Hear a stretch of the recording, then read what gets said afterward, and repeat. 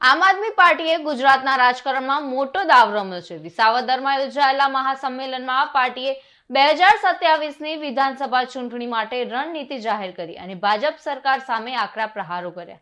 વિસાવદરની ધરતી પર આમ આદમી પાર્ટીએ 2027ની ચૂંટણીનો શંખનાદ કર્યો ત્યારે પાર્ટીના વરિષ્ઠ નેતા ગોપાલ રાયે જણાવ્યું કે આ સંમેલન ગુજરાતમાં આપની સરકારે બનાવવાનો સંકલ્પ છે। તેમણે દાવો કર્યો કે ભાજપ આગામી 70 વર્ષમાં પણ વિસાવદરમાંથી જીતી શકશે નહીં તથા અત્યાચારી ભાજપ સરકારને ઉખાડી ફેંકવાનો સમય આવી ગયો છે અને આ શરૂઆત થશે વિસાવદરથી। 1 મેના રોજ ગામડે ગામડે સંકલ્પ સભાઓ યોજાશે અને સ્થાનિક ચૂંટણીઓમાં 9000 સીટો પર ઉમેદવારો ઊભા રહેશે।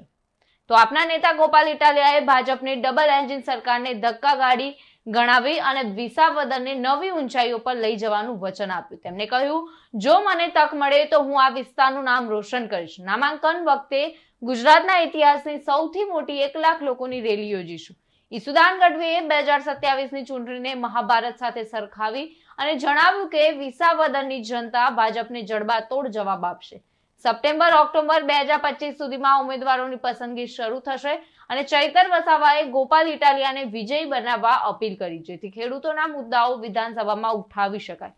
મનોજ સોરઠિયાએ સંગઠન મજબૂત કરવાની વાત કરી જ્યારે રાજુ કરપડાએ ઇટાલિયાને યુવાનોના આદર્શ તરીકે રજૂ કર્યા। ત્યારે આમ આદમી પાર્ટીએ વિસાવદરથી ગુજરાતના રાજકારણમાં પરિવર્તનની જરૂરિયાતનો દાવો કર્યો છે કે શું આ રણનીતિ 2027માં ભાજપને પડકારશે એ તો આવનારો સમય જ બતાવશે।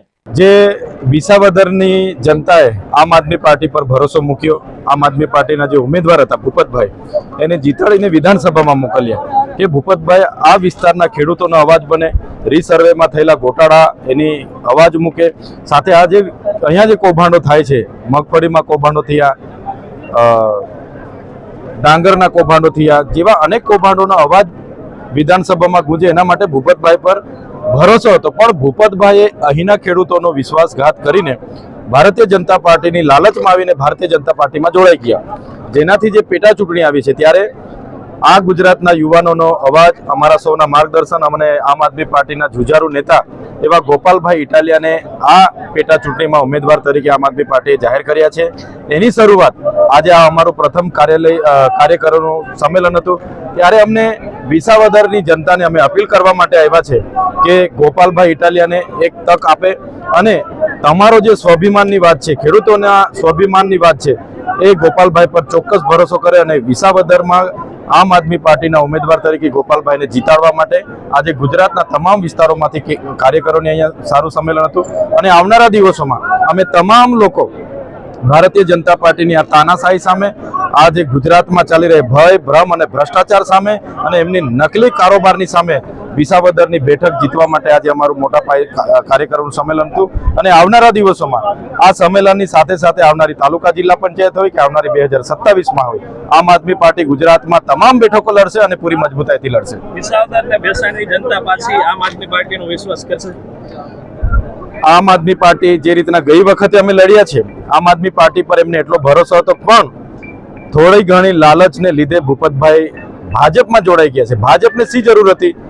સરકાર બેસાડવા માટે ધારાસભ્યની જરૂર હોય લઈ જાય એ વાત અલગ છે, પણ આ લોકશાહીમાં ધારાસભ્યને દાબ દબાણ કરીને તોડીને અને ભૂપતભાઈએ જે વિશ્વાસઘાત કર્યો છે એ આમ આદમી પાર્ટી આજે પણ અહીંયા ઊભી છે અને ભૂપતભાઈના વિશ્વાસઘાત લોકો જાણે છે એટલે આમ આદમી પાર્ટી પર ફરી એકવાર વિસાવદર અને ભેસાણની જનતા પૂરો ભરોસો મૂકશે, એમને પૂરો ભરોસો છે। જી, આજે વિસાવદરમાં કાર્યકર્તા સંમેલનનું જે આયોજન આમ આદમી પાર્ટી દ્વારા જે થયું, ખરેખર ગુજરાતભરના તમામ કાર્યકર્તાઓ આ સંમેલનની અંદર હાજર રહ્યા હતા અને ખાસ વિસાવદરના ખૂબ મોટી સંખ્યામાં ખેડૂત આગેવાનો, તમામ આમ આદમી પાર્ટીના કાર્યકર્તાઓ ખૂબ મોટી સંખ્યામાં હાજર રહ્યા અને ખૂબ સારી વાત છે કે આવા તડકાની અંદર પણ 2 થી 3 કલાક કાર્યક્રમ ચાલ્યો। બધાએ ખૂબ સારી રીતના જે નેતાશ્રીઓની જે સૂચનાઓ હતી, જે પ્રમાણે આગળની રણનીતિ હતી એ બાબતે સાંભળી અને આવનારા સમયની અંદર જે રણનીતિઓ ઉપર આજે ચર્ચા થઈ છે એ પ્રમાણે આખા વિસાવદરથી લઈને આવનારા સમયની તાલુકા પંચાયત, નગરપાલિકા, મહાનગરપાલિકાઓની ચૂંટણીનો લડાશે એના આજથી પડઘમ વાગ્યા છે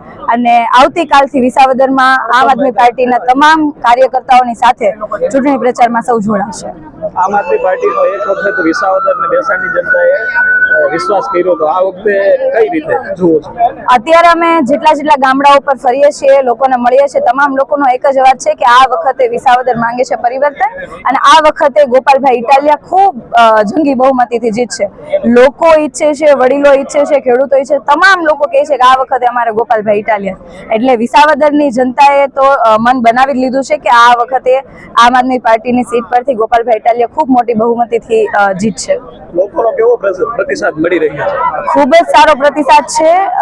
એમની વાત જ ના થઈ શકે એટલો પ્રતિસાદ છે. કહેવાય છે કે ભાઈ ભણેલા ગણેલા લોકો જાગૃત હોય, ખોટી વાત છે, પરંતુ વિસાવદરની અંદર જેટલા પણ અમે વડીલોને મળીએ છીએ કે જે લોકો 5 ચોપડી 9 ચોપડી ભણેલા હોય છે, આ તમામ લોકો રાજકારણ વિશે ખૂબ સારું જાણે છે. રાજકારણની રણનીતિઓ, તમામ પક્ષની જે નીતિમત્તા છે, એ તમામ વસ્તુ આ જે વડીલો છે ને એની કોઠાસૂઝ પ્રમાણે એટલું જાણે છે ને કે અમને વિસાવદરના લોકો પાસેથી ઘણું બધું જાણવા મળે છે. અને એ જે અમને શીખવાડે છે એના ઉપરથી ખબર પડે કે ખરેખર પરિવર્તન લાવવું જરૂરી છે, ને વિસાવદરના લોકોએ તો મન બનાવી જ લીધું છે કે આ વખતે પરિવર્તન આવશે. કાસમ હોતી સાથે ચક્રવાત ન્યૂઝ, ભેસાણ.